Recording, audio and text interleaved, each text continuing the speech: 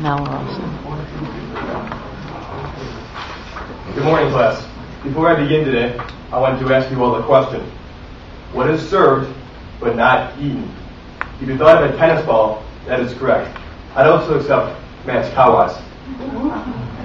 I've been playing tennis for as long as I can remember. I was born into a big tennis family. Even my grandpa plays tennis, and he's 90 years old. Back in high school, I won the state tournament 3 out of the 4 years. And my doubles partner and I hold a Racine County tennis record. I could talk for a long time about tennis strategy, how that goes into an actual match. But today, we're just going to talk about the 3 basic shots of tennis. That is the serve, the ground stroke, and the volley. So first, I will just tell you all about it. Then, I will demonstrate for you. So first, we're going to go with the serve. This is not the racket I used. First, I'm going to give you guys an analogy. Let's say I'm throwing the ball to Martino over here. Am I going to stand facing him? Probably not. I want to stand with my side to him, get my whole body into it. Just like the serve. I want to stand facing him, or not facing him, sideways, to get the full body motion and the most power. Another analogy. Now this is for the toss, for throwing the ball up in the air. If you're going to punch somebody, do you give them the T-Rex arm punch and go like that? No, you don't. You give them the full extension to get the most power. Just like your toss. You get the full arm extension, hit the ball right there. Third, we have the swing. So after the footwork and the toss, after the ball's up in the air, racket behind your head, full extension. So that right there is the serve. Next we have the ground stroke. The most important part of the ground stroke is footwork. You want to hit the ball at the apex or the top of the curve. So that's when the ball is at its slowest velocity. Give the most control and the most power over it. So after you have done the footwork and where you want to hit it, it's all about the swing. So turning to the side, just like in the serve, you go to the side, maybe behind your back, you see the apex, swing. You should follow through with your armpit all up in your nose like that. That means you had a good follow through. Now, continuing this, we have the backhand. We're going to use 2 hands this time instead of 1 for most stability. You're going to go to your side, watch for the apex, and follow through with your armpit in your nose. So that is the ground stroke right there. Next, we have the volley. So this is a difficult shot to master, but with a few simple steps, you should be able to get it down and make it much more simple. So a volley is hitting the ball out of the air at the net, really close to the opponent. So in contrasting it to a ground stroke, you have much less time to react to it. So you want to be ready at all times. You want to pop on your feet so you can go either direction, whichever way the ball can hit, because you have less time to maneuver around it. Second is locking your wrist. If it's all loose, you're going to be hitting balls 30 feet out of the court. So you want to keep your wrist locked and racket up, racket head up, racket head up. Third, instead of doing a full swing like the ground stroke, you're just going to block it. Block it so you maintain your control, and you also can place the ball wherever you want to put it. So now we've gone through all the strokes. Now it's time to play some tennis. So I think it's time to get the proper attire on though. So this is what I wear to play tennis usually. Alright. So since there's not enough room to do a serve, we're going to skip that one for today. So we have the ground stroke. Okay? Watch the apex. Follow through. Apex. Perfect shot. Alright. That's the forehand. Now let's go to the volley.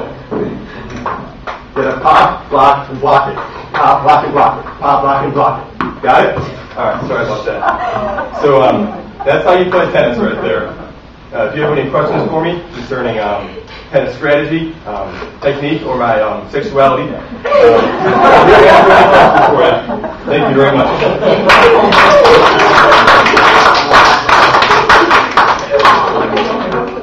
Who's going to go back out right away? Okay. Strength and weakness. I think we got a YouTube speech here.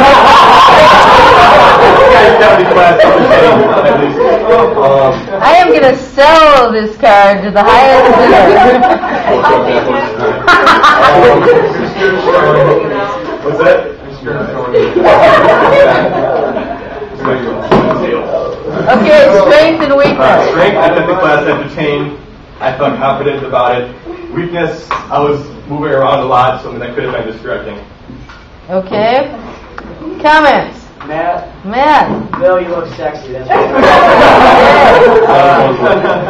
weakness. I'm going to have to add that to my assessment. I forgot to put that in there. Excuse me. Okay. Weakness, you were a little bit fast. If you talk just a little bit slower, I think you could have stretched that remaining 40 seconds out. Okay. All right, very good. One more comment? Casey.